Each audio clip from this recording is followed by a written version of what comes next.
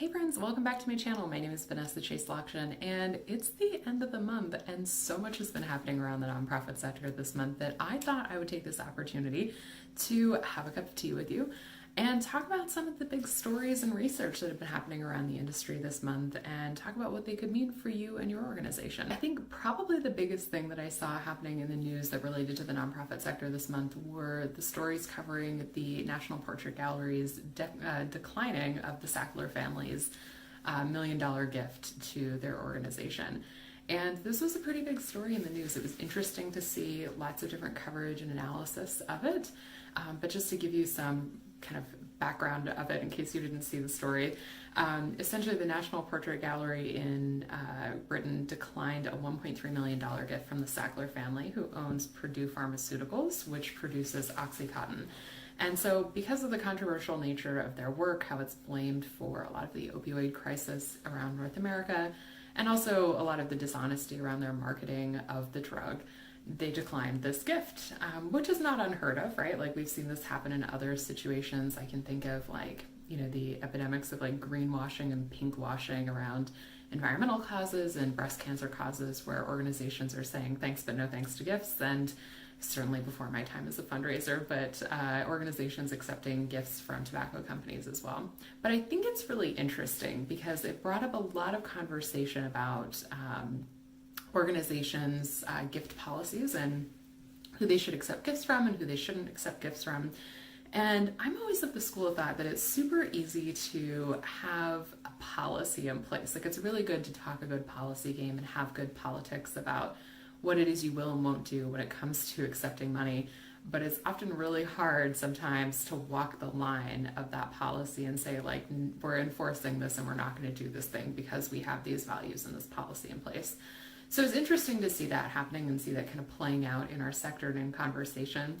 And I think it's sparking a lot of questions for organizations about what their policies are and, whether or not they need to revisit them.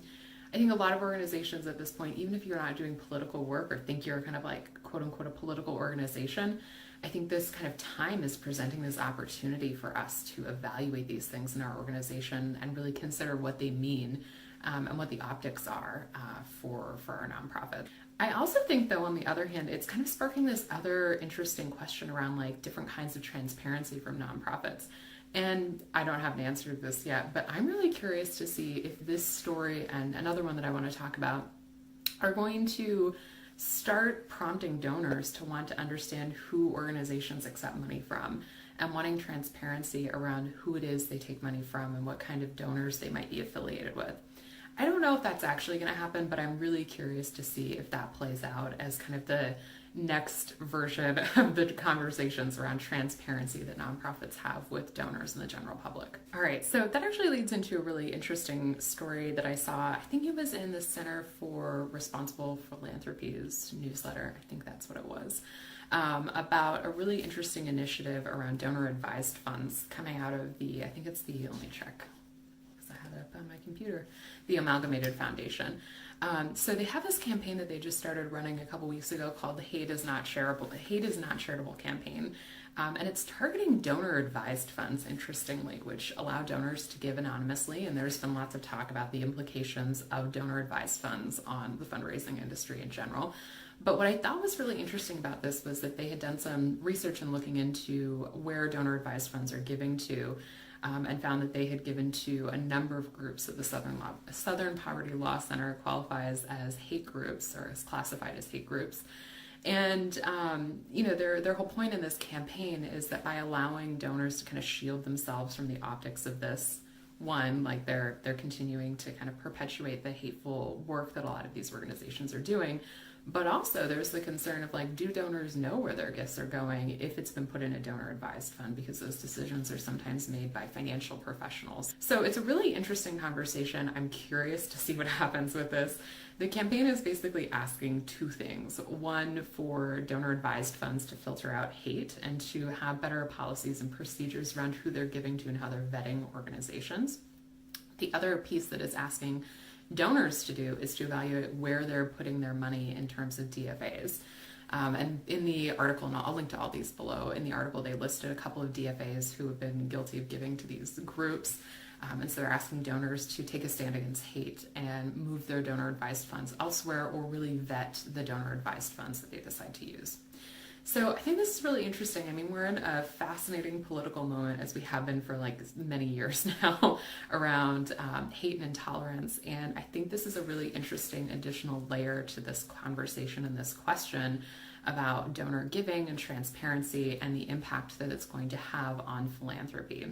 And so it's interesting to see foundations and institutional funders really taking a lead role in this and thinking about how they can help shape better and more ethical, maybe, giving to organizations, and also helping donors really be more conscientious of the type of giving that they're involved in, and really, I don't know, taking a stand and taking a real active participation in how they're giving to organizations. Let's talk about things that are not philanthropic giving. I read a really interesting article from the Georgetown University Center for Social Impact Communications, which I didn't even know existed until recently. But I read this really great article that was probably, I think it was from like circa 2017, but I'll link to it below. And it was essentially about kind of inquiring in a research-based way about social media's purpose in donor relations and in fundraising programs, which I think is a really good question to be exploring, right? I think there's always this question of how do we measure the effectiveness of social media? What role does it play for our organizations in relationship building, and is it really working for our organizations? Lots of questions to be asked, but I thought it was a really interesting article, and I'll link to it below, because they referenced a number of really good research studies that point to different aspects of efficiency and inefficiency around nonprofit social media use, specifically for fundraising. But I wanted to just read you a quote, because there was one thing in particular that really caught my attention in the article. So they said, quote, "The first step in building a good social strategy starts with a good donor strategy." And I love that. I am always a fan of intentionality and purpose behind what it is we're doing. I think it's really easy to jump into the tactics of something and to say, we're going to do this, we're going to start doing it because we think we should be doing it, or it's what all of other organizations are doing. But I think there's a real opportunity to take a step back and make sure that, like, if social media is one of the many tools you have for fundraising and for relationship building, kind of asking that question of, like, what donor relationship building strategy do we have in place, and how is social media actually supporting that? So being able to explore that, I think, is a really interesting thing, and I just liked that particular quote and kind of prompting thinking about that.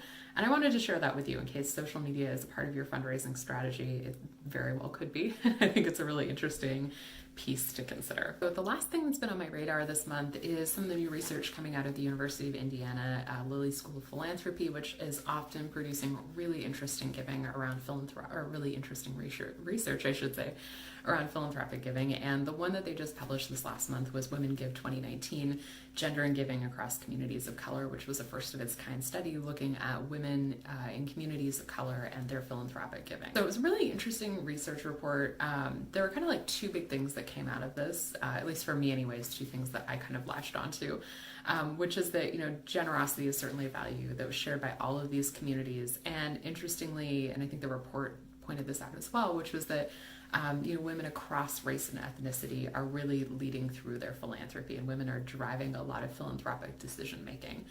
And in some ways this isn't news, but I think it's interesting that they highlight this in the context of talking about women of color's giving. The other thing they pointed out in the report that I thought was really interesting and worthwhile considering in a kind of a fundraising context was the importance of understanding and engaging donors from diverse backgrounds. And I see this as more of a really interesting kind of like fundraising, I don't know if infrastructure is the right word, but like infrastructure type problem where I think it's really important to ask, like, how have our fundraising programs been built, and who are they really for? Like, are they for, a white woman in her 60s, or are they really built for, wealthy men who are giving to organizations? And what are we doing in terms of how we're asking donors, how we're relationship building with them that could be exclusionary to other communities that may want to give to our organization and maybe already do give to our organization? So I think it's a really fascinating question to consider around strategy. A colleague and friend of mine, Preeti Gill, who is a prospect researcher, has been asking these questions and doing lots of interesting work around this for years. I'll link to her blog below. It's diversity-driven data, and one of her kind of interests in prospect research is figuring out how to help organizations better cultivate, in particular, women's giving and women of color's giving. And I think she really has a lot of interesting things to say around how organizations can better kind of engage donors from diverse communities and diverse backgrounds. So if you're interested in thinking about that, even if it's not at a major gift level, like I think this is an interesting thing to think about in terms of annual giving as well. I'll link to that below if you want to check it out. I think that's it for things that kind of caught my attention around the sector this month. There was lots of things happening. I hope this was kind of an interesting recap and hopefully start a discussion for you and I about things that are happening around the sector. I will just say one other thing before I sign off. One of the books I'm reading right now that I may do a book review on here on my channel is this one called The Conscious Professional by Jessica Hartung. Subtitle, Transform Your Life at Work, On-the-Job Development Tools to Help You Grow in Place. And I got sent an advanced copy of this, but I think it's a really interesting book for those of us working in the nonprofit sector, because many of us are bringing our values and our politics into our work and kind of, I think, infusing that into how we do our work. And so I'm really interested to dive into this book more and share some of my takeaways with you. In the meantime, I hope you've enjoyed this video. It's a little different from other ones I usually post on my channel, but I would love to hear from you in the comments below if you have thoughts, insights, questions about some of these stories that I shared. Let me know. I'd love to hear your take on them too. I think they're really fascinating points of conversation for us here in the nonprofit sector. As always, thank you so much for tuning in. I so appreciate you watching this video. If you're not already subscribed to my channel, be sure to hit the subscribe button. I post lots of fundraising and communications tutorials here and the occasional video like this where we can chat about nonprofit sector news.